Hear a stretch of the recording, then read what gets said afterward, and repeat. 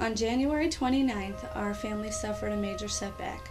My husband Gene drives a newspaper route for the Belleville News-Democrat. He does a rural route at 1:30 in the morning, and they don't plow the streets and they don't salt the streets. And so the streets are pretty much ice covered and snow covered. The road that he was on curves slightly to the left, and straight ahead is a lake. And Gene had turned left, but the vehicle slid straight forward and onto the icy lake, and the truck went down nose first. He had left the window down about 1.5 inches. Usually between houses at night he rolls the window up all the way because it was only 10 degrees outside and it was pretty cold. And so that's where he saw that the water was coming in, and he said the truck was about 1/3 of the way full when he realized that, the only way to get out is to break the window. So he was grabbing onto the window and pushed and pulled until the window shattered in his hands. And he doesn't know how to swim, so it was pretty scary for him. And he was able to get a hold of the luggage rack on the top of our vehicle and pull himself back up to the surface of the water.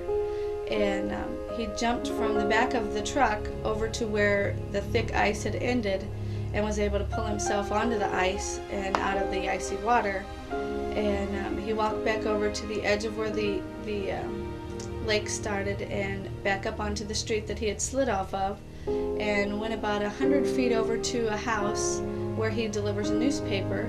Yeah, it was only about 10 degrees that night, so by the time I walked, I'd already had ice frozen on my hair and on my clothes, so yeah, I was pretty cold at that point. And the man that lives there had been at a late meeting that night and said it was by luck that he had fallen asleep on the couch in the living room and heard Gene knocking, and he let him in and gave Gene some dry clothes.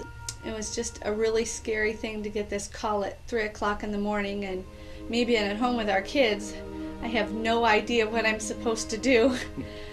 Losing our truck was very difficult for our family in the aspect that our handicapped son Michael has a wheelchair, and we take him back and forth to Shriners Hospital in Cardinal Glennon in St. Louis. And at the point of losing this vehicle underwater was really hard because we didn't even have a vehicle to get back and forth to church, let alone to get all the way over to Cardinal Glennon and St. Louis with his wheelchair to take him anywhere. Not having any family to turn to, we turned to our church family. Our Sunday school class and the deacons responded immediately. From that point, we had a visit from a member of the church staff and from a member of the deacons. Our church has been such a blessing to us. The church has helped us meet financial obligations and even supplied the material for fixing a leaking roof in our home, and a church member volunteered his time to replace the roof. It's not just the financial help that has gotten us through, it is also the love and prayers from others.